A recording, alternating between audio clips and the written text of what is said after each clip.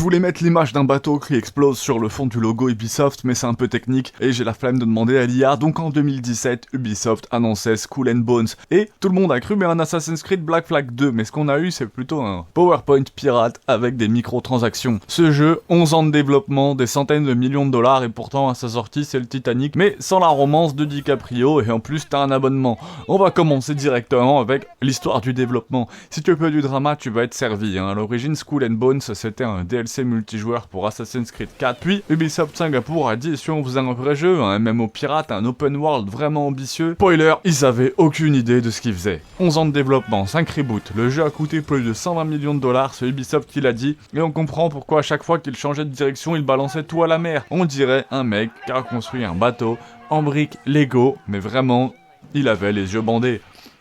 Je vais essayer de te parler du gameplay. Alors, maintenant, parlons du gameplay. Si tu veux te balader à pied dans un port et découvrir des trésors, nope, y a pas. Si tu veux faire de l'abordage comme dans Sea of Thieves, raté. Si tu veux vivre une vie de pirate, désolé. Ici, t'es un canot à voile avec un inventaire.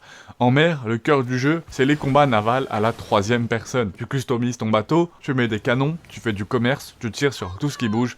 Un vrai mélange entre World of Warship, Black Flag et un simulateur de clic droit. D'ailleurs, World of Warship, World of Tanks, faudrait que je fasse un test dessus, si jamais ça vous plaît, mettez-le en commentaire. Et pareil pour Assassin's Creed Black Flag, faudrait aussi que je fasse un Assassin's Creed, j'ai peut-être fait Brotherhood, je sais même plus de mémoire, j'ai fait tellement de tests ici, mais à voir.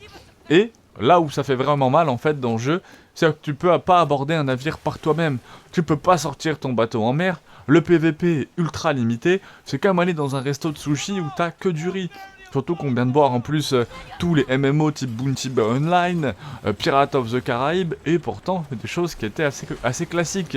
Ce qui fonctionne, parce qu'il y a quand même des choses qui fonctionnent et qui sont pas à jeter. Là ça fait 2 minutes que je tabasse le jeu, avec son PVP ultra limité. PVP ultra limité, c'était vraiment une phrase de fou. Mais il y a quand même des choses qui fonctionnent, donc on va être juste. Il y a un système d'artisanal naval qui est vraiment cool, système farmé, ce qui n'est pas le cas de grand monde. Les animations navales, très jolies, surtout les explosions. Et la direction artistique, qui a souvent des moments de grâce, surtout au crépuscule.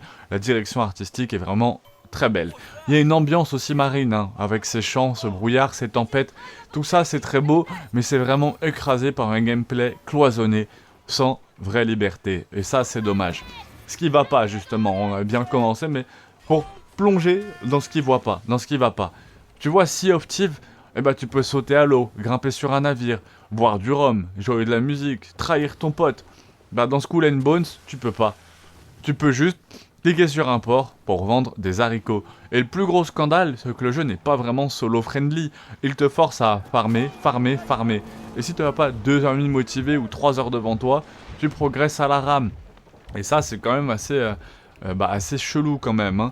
Et on va parler du prix, 59€, des packs à 20€, 40€, et un abonnement en prime.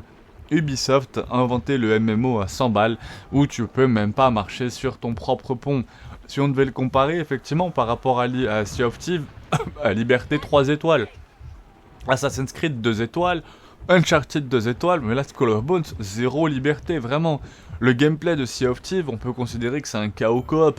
Assassin's Creed 4 serait plutôt bataille solo ou épique.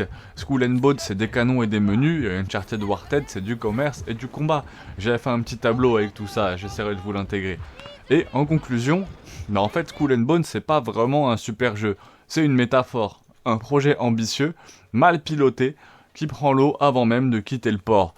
Mais, quelque part, on sent que l'équipe voulait bien faire. Le problème, c'est que le jeu est coincé entre 2 visions, le fun arcade de Black Flag et la monétisation décomplexée d'Ubisoft 2024. Au final, si t'aimes les combats navals purs, avec un peu de RPG et de grind, tu peux quand même tenter ta chance, mais si tu veux être un vrai pirate libre et vivre une aventure à la Jack Sparrow, passe vraiment ton chemin. Mais bon, force à tous et à très vite.